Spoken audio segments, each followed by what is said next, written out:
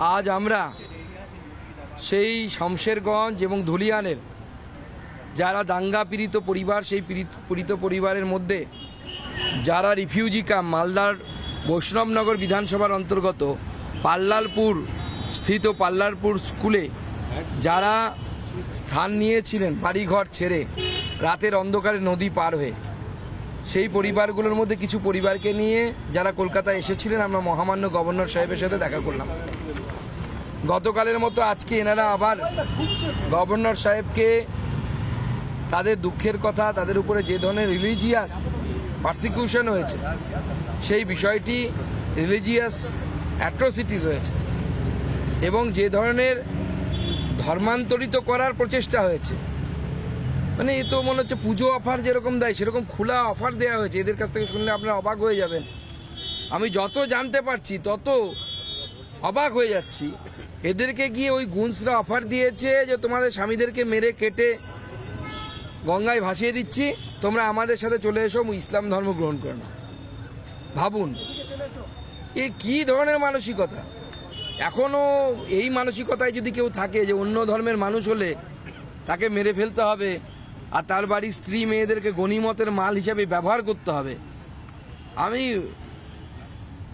অনুরোধ করব যারা আমাদের এই রাজ্যে এবং এই দেশে ইসলাম ধর্মের নেতা আছেন তাদেরকে অনুরোধ করব এগিয়ে আসার জন্য।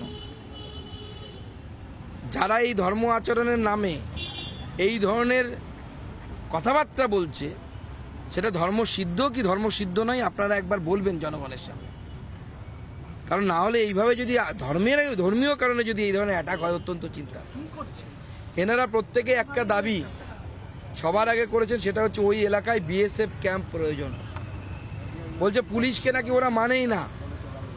আমরা যে বরাবর বলে এসেছি দুধেল গাই বলে মুখ্যমন্ত্রী এমন অবস্থা করেছে পুলিশকে মানে পর্যন্ত না। আমি শুনে অবাক হয়ে গেলাম।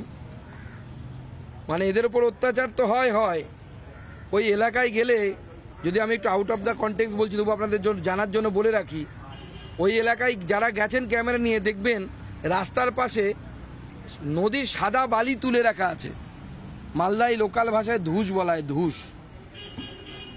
তা সেইখানে পুলিশদেরকে পয়সা, হিন্দু হলে পয়সা দিয়ে ব্যবসা করতে হয় 2 নম্বরই, মুসলিম হলে পয়সাও দেয় না, পুলিশকে ধমকায়। এই হচ্ছে পুলিশের স্থিতি। হিন্দু হলে ওই বেআইনি ব্যবসা আপনাকে পয়সা দিয়ে, পুলিশকে পয়সা দিয়ে করতে হবে, আর মুসলিম হলে ধমক দিয়ে করতে হবে। বেআইনি ব্যবসাই হবে, ধমক দিয়ে পয়সা দিতে হবে না। এই পরিস্থিতি তৈরি হয়ে আছে। সেখানে বাড়ি ভাঙা হয়েছে, বেদ বোনার একটা বাড়িও আস্ত নেই, গরু ছাগল খুলে নিয়ে সব চলে গেছে।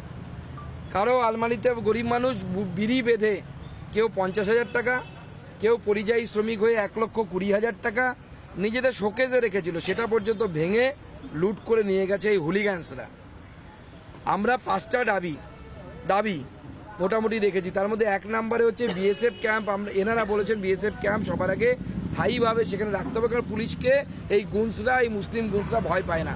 পুলিশকে মাঝে মাঝে মারে বলছে, এরা পিটিয়েছে, মেজবাবু না বড়বাবুকে কাউকে পিটিয়েছে ওই থানা। জলের মধ্যে বিষ মিশিয়ে দেওয়ার অভিযোগ করেছেন এনারা।